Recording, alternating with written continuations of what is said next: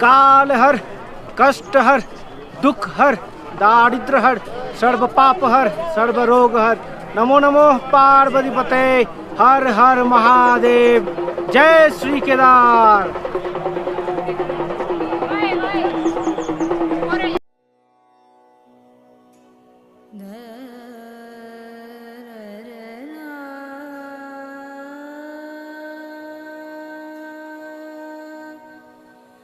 हर हर महादेव बंधुरा, टाना 7 दिनेर दीर्घ और रोमांचकर सफर पेरिये आज आमरा एसे पौঁছেছি समुद्रपृष्ठ থেকে প্রায় 11,755 ফুট উঁচুতে অবস্থিত পবিত্র শ্রী কেদারনাথ ধামে।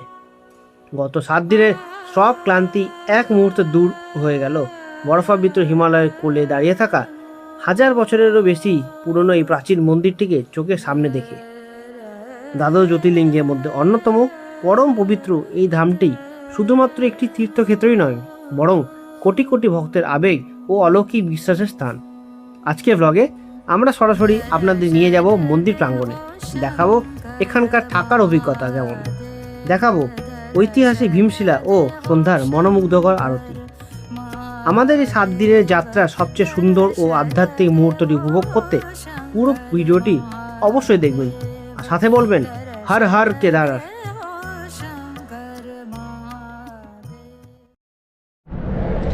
সো হ্যালো বন্ধুরা, এখন বেজে গেছে 11:40 আর আমরা চলে এসেছি আমাদের ক্যাম্পে। ঈশা তো লটকে গেছে, আর আমিও জাস্ট একটু গেঞ্জি টেঞ্জিগুলো খুলে নিলাম। এই ছোট্ট ক্যাম্প 2 জনের জন্য। কেমন লাগলো? হ্যাঁ, ওটাই উঠে হ্যাঁ, তো ব্যাগটাকে রাখলাম। একটু কনজেস্টেড হয় এখানে ক্যাম্পে 2 জনের জন্য। ওয়েচার যে ক্যাম্পগুলো হয় সেগুলো দিয়েছে আমাদের। আমি আগে বুক করেছিলাম এটা গোয়াইবোর থ্রু, তো সেটাতে পড়েছিল মোটামুটি 1000 টাকার কাছাকাছি। তো এখন আমরা রেস্ট নেবো, একটু জল টল খাই, ভাবছি যদি স্নান করতে পারি তো স্নান করব। আর হ্যাঁ, এখানে স্নান যদি করতে চান গরম জল, 1 বালতি গরম জলের জন্য আপনার থেকে নেবে 100 টাকা। তো রেস্ট করি, চল তোমাদের সাথে দেখা হচ্ছে। এখন বেরিয়ে এখন লাঞ্চে বেরোবো, তখন দেখা যাচ্ছে। 1 hour later। দুপুরে ক্যাম্পের পাশে একটা ধাবাতে 250 টাকায় কাঁচা কুমড়োর তরকারি আর 4টে রুটি দিয়ে লাঞ্চ সেরে বাবার দর্শনের জন্য লাইনে দাঁড়ালাম। এখন বাজে বেলা 3:30, আর আমরা এখন লাইনে দাঁড়িয়েছি এটা দর্শন করার লাইন, মন্দিরে ঢুকে দর্শন করার জন্য। তো মোটামুটি অনেকটা লম্বাই লাইন আছে, দেখি কতক্ষণ সময় লাগে। মন্দির দর্শনের জন্য আপনার রেজিস্ট্রেশন দরকার, আর রেজিস্ট্রেশন যদি না হয় তো এখানে পাশে অফিস আছে, এখানে আধার কার্ড থেকে আপনার রেজিস্ট্রেশন হয়ে যাবে। তো আপাতত লাইনে দাঁড়িয়েছি, এবার লাইন তো হিলছেই না, সামুখের মতো 2 জন 3 জন করে হিলছে। চলো দেখা যাক।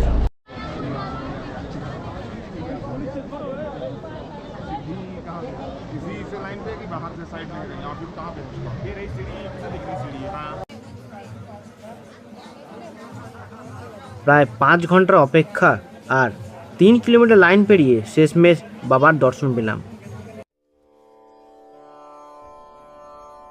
তার একবার দর্শনে যেন সমস্ত যাত্রার ক্লান্তি নিমেষেই শেষ হয়ে গেল। আমাদের দুজনের একসাথে দেখা একটা স্বপ্ন যেন পূর্ণ হলো। বাইরে বেরিয়ে এসে যখন মন্দিরটাকে চোখের সামনে দেখলাম, বিশ্বাস করুন আমার মনে হয়েছিল আমি কোনো স্বপ্ন দেখছি না। তো হাজার হাজার ভক্তের ভিড় আর সাধু সন্ন্যাসীদের জ্বালানো এই আগুনের আলোয় এখানকার পরিবেশটা যেন আরও মায়াবী হয়ে উঠেছে।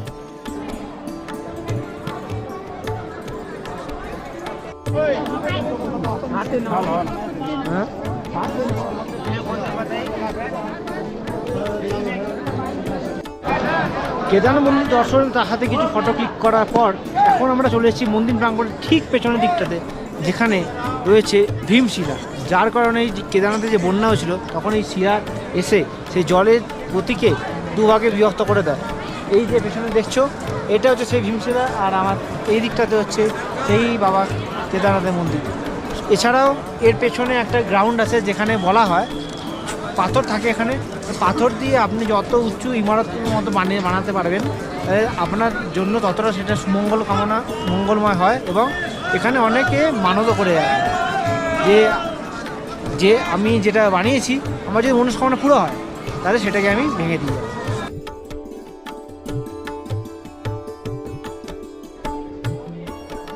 এরপর রাতে মন্দিরের পাশে একটা রেস্তোরাঁয় ডিনার সেরে ক্যাম্পে ফিরে এসে ঠান্ডার মধ্যে 1 কাপ করে গরম কফি খেয়ে আমরা শুয়ে পড়লাম।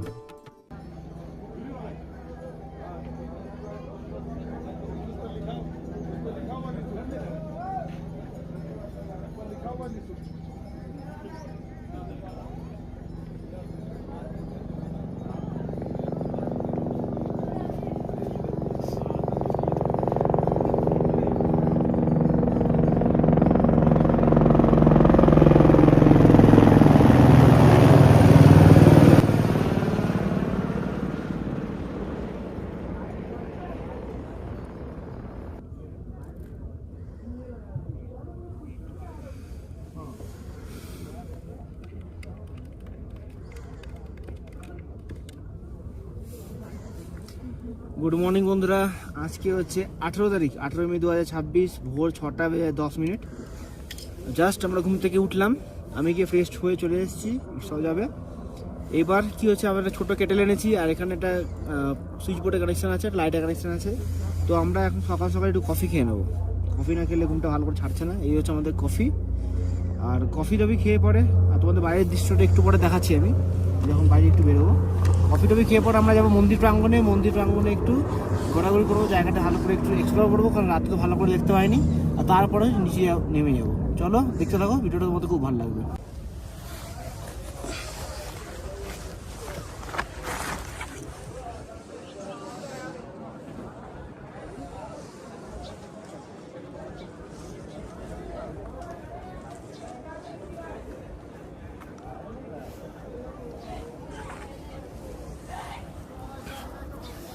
So good morning. আর এখন সময় হয়ে গেছে 6:30। আর এখন কেদারনাথের যে টেম্পারেচার সেটা তোমাদের দেখাচ্ছি। এখন কেদারনাথে চলছে 1 ডিগ্রি সেন্টিগ্রেড। আমি 6টার দিকে উঠে তো ফ্রেশ ট্রেশ হয়ে গেছে, তোমাদের ভাবি বলেছি। আর এখন ঈশা গেছে ফ্রেশ হতে। আর এখন আমরা ব্যাগটাকে একটু গোছালাম, একটু কফি টফি খেলাম। খাবার পরে আর একটু ব্যাগটাকে ফাইনালি রেডি করে নেবো, কারণ আজকে আমাদের নিচে যেতে হবে। তো নিচে যাব এবং তার আগে যাবো আমরা এখানে কেদারনাথের যে মন্দির কমপ্লেক্সটা আছে, প্রেমিসেসটা আছে, সেটা ঘুরবো এবং কিছু শর্টস নেবো, ভিডিও বানাবো। তো চলো এখন ও আসুক, ফাইনালি রেডি হচ্ছি, হয়ে পরে আমরা মন্দিরের দিকে যাব। আমরা যেখানে আছি এটা হচ্ছে মহাদেব বেস ক্যাম্প। এটার বুকিং আমি আগেই অনলাইনে করে নিয়েছিলাম GoIBOতে। মোটামুটি 1000 থেকে 1100 টাকা পড়েছিল, এক্স্যাক্ট টাকা মনে পড়ছে না, 1000 টাকাই হবে সম্ভবত।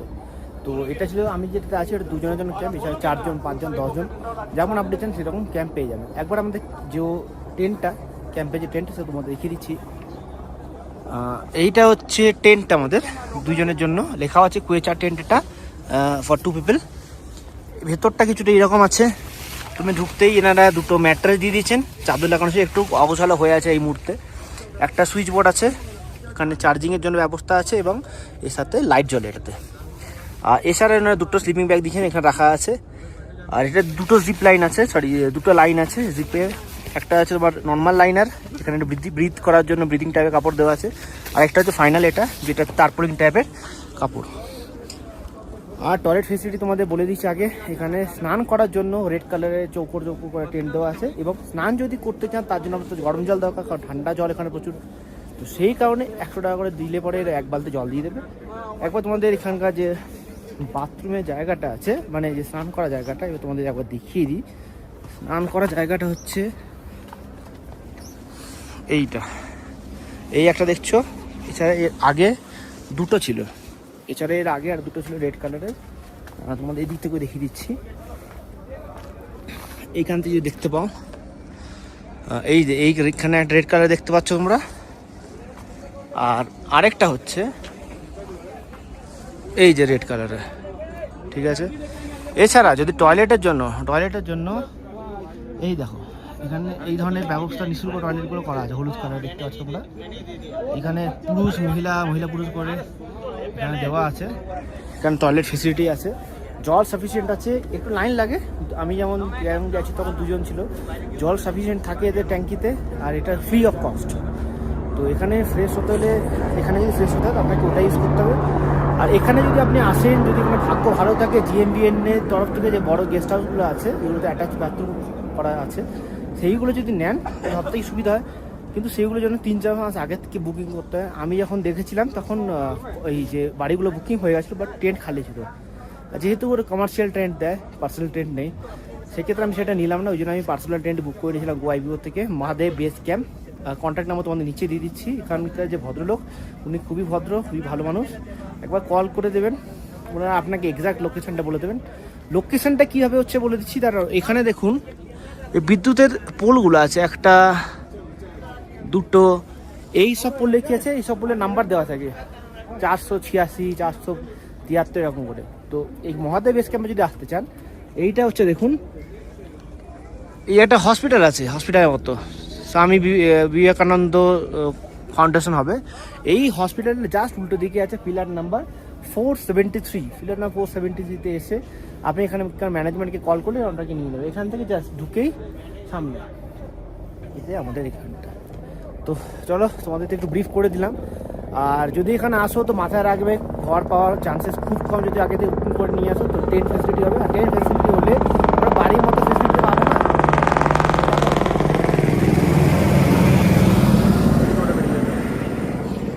বাড়ির মতো ফেসিলিটি পাবো না, একটু অ্যাডজাস্ট করতে হবে। তো চলো, তোমার সাথে দেখা হচ্ছে মন্দির যাওয়ার পথে।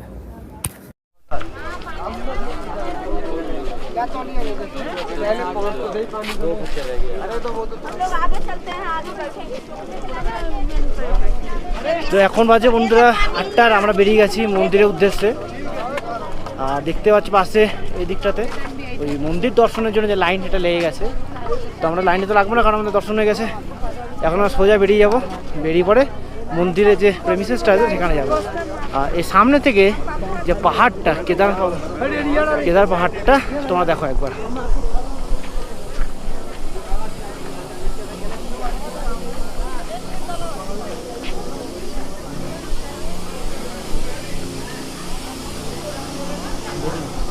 কেদারনাথ মন্দিরের খুব কাছেই অবস্থিত এই মন্দিরটিকেও আপনারা দেখে নিতে পারেন।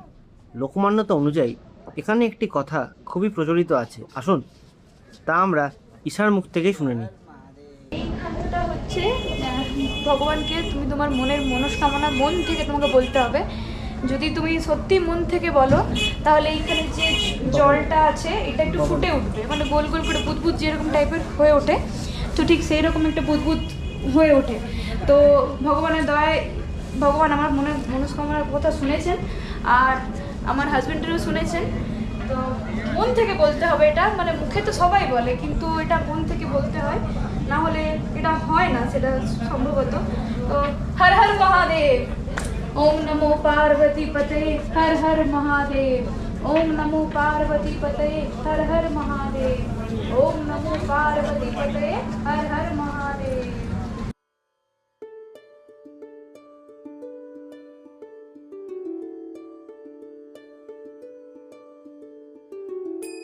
প্রচলিত বিশ্বাস অনুযায়ী কুরুক্ষেত্র যুদ্ধের পর পাণ্ডবরা জ্ঞাতি হত্যার পাপ থেকে মুক্তি পেতে ভগবান শিবের খোঁজ করেছিলেন। শিব তাদের এড়াতে মহিষের রূপ ধারণ করেন। ভীম তাকে চিনে ফেলেন এবং শিব মাটিতে আত্মগোপন করেন এবং তার পিঠের কুঁজটি কেদারনাথে থেকে যায়। পাণ্ডবরা এখানেই প্রথম মন্দির নির্মাণ করেন। পরবর্তীকালে 8ম শতাব্দীতে হিন্দু দার্শনিক আদি শঙ্করাচার্য এই ভেঙে পড়া মন্দিরটি পুনরুত্থান ও সংস্কার করেন। মন্দিরের ঠিক পিছনেই রয়েছে তার সমাধিসৌধ।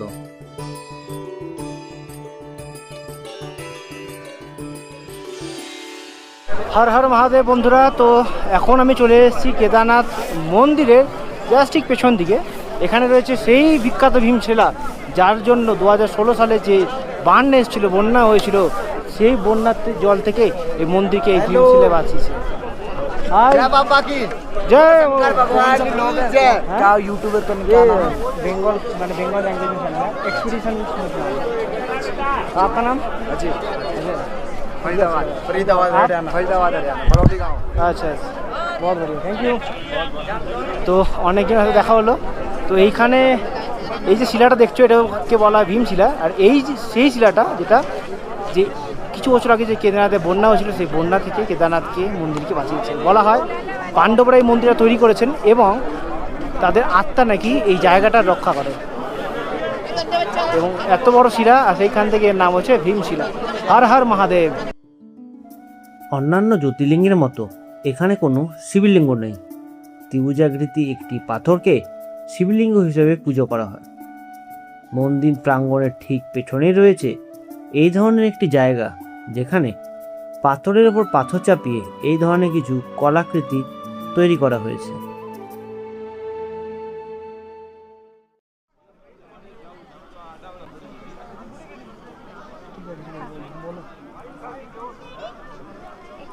এখানে বলা হয় যে তুমি যত এইভাবে পাথর সাজিয়ে রাখতে পারবে ঠিক ততটাই মানে তোমার জীবনের সুখ সমৃদ্ধি সব কিছু এইভাবেই গ্রো করে উঠবে। তো আমি এতটা পর্যন্ত সাজাতে পেরেছি। এবার আপনারাও আসুন, আপনারাও আপনাদের মনের মতো করে বাবাকে দর্শন করুন, এখানে এটা সাজিয়ে যান। আর ততদিনের জন্য টাটা। এরপর কিছুক্ষণ মন্দিরে সময় কাটিয়ে আমরা সোনপ্রয়াগে ফিরে আসার প্রস্তুতি নিলাম। এখন বাজে ঘড়ি কাটায় রাত 9:15, আর আমরা এখন পৌঁছে গেছি সোনপ্রয়াগে। আর যে হোটেলটাতে আমরা ছিলাম সোনপ্রয়াগে প্রথম দিন, আর আজকে সেই হোটেলেই আছি। হোটেল প্রয়াগ ইন 2, এর দুটো আছে, Prayag in and Prayag in 2। আমরা আছি প্রয়াগ ইন 2তে। তো তোমাদেরকে বলি, যখন আমরা ঘোড়ায় উঠেছি ফেরার সময় কেদারনাথ থেকে, তখন বাজে 11:56, আর যখন নেমেছি তখন বাজে 4:15 কিংবা 20। মানে প্যাথেটিক কন্ডিশন। আমরা তো পায়ে হেঁটে আসিনি, আমরা তো এসেছি ঘোড়া খরচরে। এক্সপিরিয়েন্সটা বলতে গেলে সত্যি করে আমার আজকে সব কিছু ফেটে গেছিলো। 4 ঘন্টা 5 ঘন্টা ধরে ঘোড়া চলেছে, মাঝখানে জ্যাম ছিল 2 ঘন্টা জ্যাম। তার উপরে যখন উপর থেকে নামছি আমার খুব প্রচণ্ড ভয় লেগেছে, আর শরীরটা একটু খারাপ ছিল আমার, আর সেই কারণে আজকে এক্সপিরিয়েন্সটা খুব খারাপ হয়েছে আমার ঘোড়াতে। তো আমি কিন্তু রেকমেন্ড করবো না যে ঘোড়াতে যেতে পারেন যদি তাড়াতাড়ি উঠিয়ে দেয়, যাওয়ার সময় একটু এনার্জি থাকে। ফেরার সময় কিন্তু যেহেতু ঢালানের সময় উপর দিয়ে নামি আমরা ফেরার সময়, তো সেই কারণে ফেরার সময় কিন্তু একটু ভয় লাগে। ফেরার সময় আমি কখনোই রিকমেন্ড করবো না ঘোরাতে। আপনারা যদি পায়ে হেঁটে না যেতে পারেন তো তার ভালো অপশান হচ্ছে হেলিকপ্টার করে। হেলিকপ্টারের চার্জেস খুব একটা বেশি নয়, আমি আপনাদের স্ক্রিনে লিখে দিয়েছি কত চার্জেস, আর কোথা থেকে বুক করতে হবে তার লিঙ্কটা আমি ডেসক্রিপশানে দিয়ে দিয়েছি, এবং সেটা আপনার স্ক্রিনে দেখতে পাচ্ছেন। তো এই ছিল আজকে অভিজ্ঞতা, কেদারনাথ থেকে ফেরার অভিজ্ঞতা।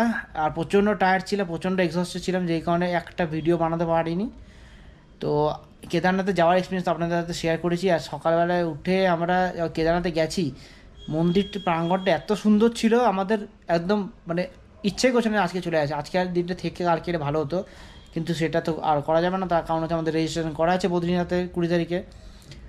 তো আর সেই কারণে আমাদের আজকে ফিরতে হলো। আর কালকে ভোরবেলার দিকে আমরা উঠে পড়ে, সকালে ভোরবেলায় উঠতে পারবো না, সকালে উঠবো 6টা-7টার দিকে উঠে পড়ে 9টার দিকে আমরা বেরিয়ে যাব। বেরিয়ে পরে এখান থেকে 7টা ট্যাক্সি লেগে থাকে, 7টা ট্যাক্সি করে আমরা চলে যাব বদ্রীনাথের ধামের উদ্দেশ্যে। আর বদ্রীনাথের ব্লগটা অবশ্যই আসছে, দেখতে ভুলবেন না। এরপরে ভিডিওটা বদ্রীনাথের ব্লগ নিয়ে শুরু হবে। তো আজকের জন্য ভিডিওটাকে এখানে শেষ করছি, দেখা হচ্ছে পরবর্তী পর্বে বদ্রীনাথের ব্লগ নিয়ে। তো ততদিন টেক কেয়ার, গুড বাই। হ্যাঁ, আরেকটা কথা, যদি তোমাদের ভিডিওটা ভালো লেগে থাকে ভিডিওটিকে অবশ্যই একটা লাইক দিও, চ্যানেলটাকে সাবস্ক্রাইব করে ভিডিওটাকে বন্ধুবান্ধব আত্মীয়স্বজনদের হাতে শেয়ার করো। তো চলো, দেখা হচ্ছে পরবর্তী ভিডিওতে নতুন কোনো গল্প নিয়ে, নতুন কোনো অভিজ্ঞতা নিয়ে। তবে দিনের জন্য টেক কেয়ার, গুড বাই।